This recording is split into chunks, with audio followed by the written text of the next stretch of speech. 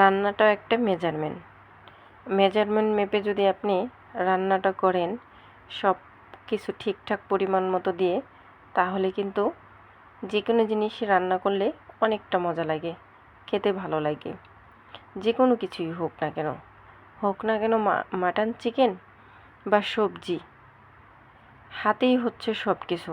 আপনি মেপে যদি সব কিছু ঠিকঠাক মতো দিতে পারেন, তাহলে মনে করেন রান্নাটা পারফেক্ট, খেতে ভালো লাগবে। তো আজকে আমি নিয়ে আসলাম নতুন একটা রেসিপি। আসসালামু আলাইকুম এভরিওয়ান, কেমন আছেন সবাই? আশা করি সবাই ভালো আছেন। আমি আজকে পনিরের রেসিপি নিয়ে আসলাম। পনিরটা আমি একটু অন্যরকমভাবে বানাবো। আপনারা কে কীভাবে বানান জানি না।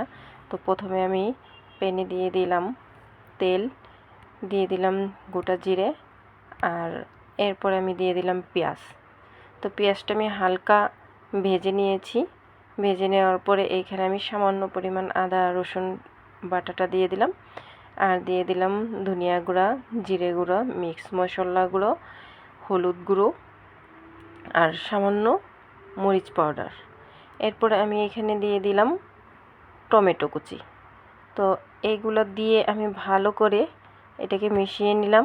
মেশানোর পর আমি হালকা একটু পানি দিয়ে দিয়েছি, যেহেতু এটা আমি সেদ্ধ করব একটু টমেটোটা, এর জন্য আমি হালকা পানিটা দিয়ে দিয়েছি। আর পেঁয়াজটা কিন্তু আমি ভালো করে এটাকে ভাজিনি, একটু কাঁচা কাঁচা রাখবো, তো খেতে অনেকটা ভালো লাগবে।